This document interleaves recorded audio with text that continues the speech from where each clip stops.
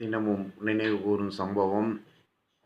நேற்று எக்ஸல் வண்டியில் பெரம்பூர் பெரியார் நகர் ஹாஸ்பிட்டலில் இருந்து ஓஎம்ஆர் ரோடு நாவலூர் பக்கத்தில் தாளம்பூர் உள்ள காசா கிராண்ட் மசூதிக்கு ஆப்போசிட் இவ்வளோ தூரம் வண்டியில் போய் அதை ரெடி பண்ணிட்டு வந்தோம்.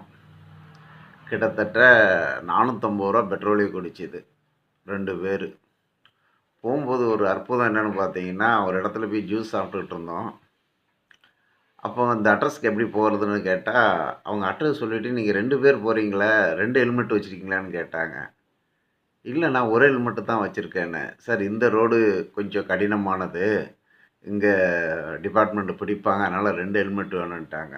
நல்ல வேலை சொன்னீங்கன்னு சொல்லிவிட்டு கூட வந்தவரை பஸ்ஸில் ஏற்றி விட்டேங்க. OMR ரோட்டில் 2 ஹெல்மெட் இல்லைன்னா ஃபைனா.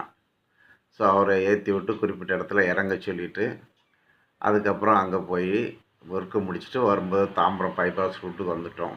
அந்த பக்கம் 2 ஹெல்மெட்டு அவ்வளோவா ஒன்றும் தொல்லை இல்லை. இதில் என்னென்னு சொன்னோன்னா, எனக்கு சிறு வயசு நினைப்பு ஒன்று வந்துச்சு.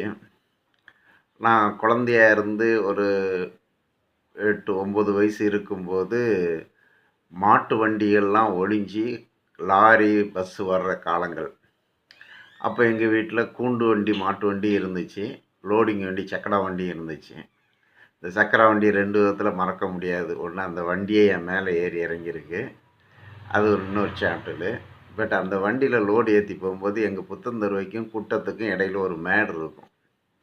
அந்த மேட்டை கிராஸ் பண்ணணும்னா ரொம்ப கஷ்டம், ஏன்னா மேடு அப்படி அந்த இடத்துல ஏறும்.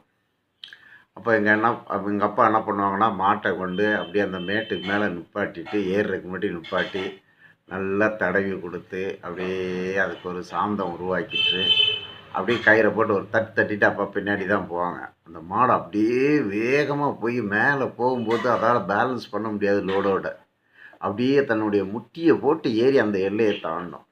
ஸோ அந்த சம்பவங்கள் மறக்க முடியாத ஒரு காரியம்.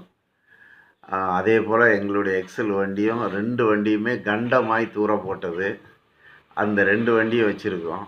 அந்த 2 வண்டியை 4 நாள் மாற்றி யூஸ் பண்ணுறோம். ஏன்னா இப்போ எக்ஸல் வண்டியை சில மெக்கானிக்கல் அட்டன் பண்ண மாட்டாங்கிறக்காக 2 வண்டி வாங்கியிருக்கோம். இந்த 2 வண்டியுமே குப்பையில் போடப்பட்டது. இப்போ அதை நாங்கள் ரெடி பண்ணி பக்காவாக வச்சுருக்கிறோம். அந்த வண்டியை நேற்று நாங்கள் தூரம் போயிட்டு வந்தது, அந்த மாடு தான் நினைவுக்கு வந்தது. கடவுள் இருக்கிறாருங்க. அவர் வாகனமாகவும் நம்பிக்கையாகவும் நண்பர்களாகவும் எப்போவுமே நம்மளுக்கு நன்மையை செய்கிறார். அல்லேலூயா, ஆமென். ஹலோ நண்பர்களே, இது டைனிங் சேர். நாங்கள் பெரம்பூர் பெரியார் நகர் ஹாஸ்பிட்டலுக்கு ஆப்போசிட்டில் இருந்து OMR ரோடு காசா கிராண்ட் மசூதிக்கு ஆப்போசிட் ஃப்ளாட்டில் தெரிஞ்சவங்க நீங்கள் வந்து செய்து தரணும், பெரியவங்க இருக்கிற இடங்கள்னு சொன்னாங்க.